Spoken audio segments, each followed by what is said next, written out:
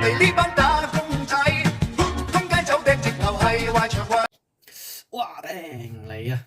有時咧，我都會問自己，喂，呢位夫，你係咪真係咁中意攞苦嚟辛啊？如果俾我再揀多次，我仲會唔會揀創業呢條路咧？老實講嘅，我有諗過呢個問題。行到今時今日啦，我會講話會。呢5年嘅創業咧，其實我真係領悟咗好多，學咗好多嘢。如果我繼續打工嘅話咧，我諗9成9咧都未必學到呢啲嘢嘅。例如點樣同客講嘢啦，點樣去處理一啲好奇怪嘅要求啊，點樣去喺好大壓力嘅情況底下咧，仲可以去繼續頂硬上啦。點樣喺出事嘅時候咧，唔係嗌救命，而係識得去揾方法去解決佢。我亦都冇即係後悔當初辭職呢個決定啦。以前係固定嘅上班時間，咁而家係咩咧？而家係 on call 36小時，但係亦都可以話係叫做 on 鳩36小時，因為真係點咧？係真係會隨時有人打俾你啦，亦都隨時有嘢要去解決嘅，即係好多突發嘢嘅，真係 another level shit 啊！我想同你講，但係咧亦都唔可以唔講咧，就係話呢個 experience 咧真係都幾毒㗎。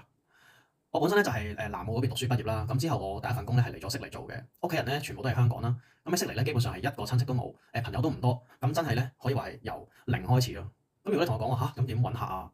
唉，真係講真，好聽啲咧就叫做開拓自己嘅江山，但係講得即係白啲嘅話咧，其實真係話有人肯俾機會你，就已經係非常之感恩。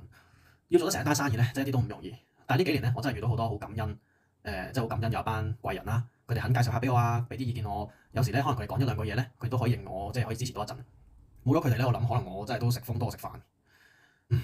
不過去到結尾咧，我係想同啲即係你仲後生，又或者你喺度糾結緊打工好定係創業好咧嘅你去講以下説話啦。如果你真係好想去創業嘅話咧，我覺得咧真係唔好諗到咁盡。唔係話你有諗有 plan 係一件壞事，不過我會想鼓勵你真係試下做咗先再算啦。點解？因為最壞嘅打算其實咪就係你翻去再打翻份工咯。同埋你又諗下，如果你打份工越打得耐嘅話，人工又唔差，環境又 OK 嘅話，到時其實你會越嚟越難去放手你一份好嘅工作去做你想做嘅嘢，就會變咗你係越嚟越唔敢去揀自己想要嘅人生啊。所以如果你而家仲有火，仲係好唔甘心嘅，咁不如試下俾自己一次機會，試下就好似我一開始嘅我去拎好辛苦咁拎住啲磚頭，睇下可唔可以砌到一個屬於你自己嘅世界同埋你自己嘅人生。多謝，我遲啲咧我都會拍片再講啲我自己嘅一啲分享啦、一啲心得啦，同埋啲即係都幾搞笑嘅一啲事情咯嚇。咁我會陸續同大家分享嘅。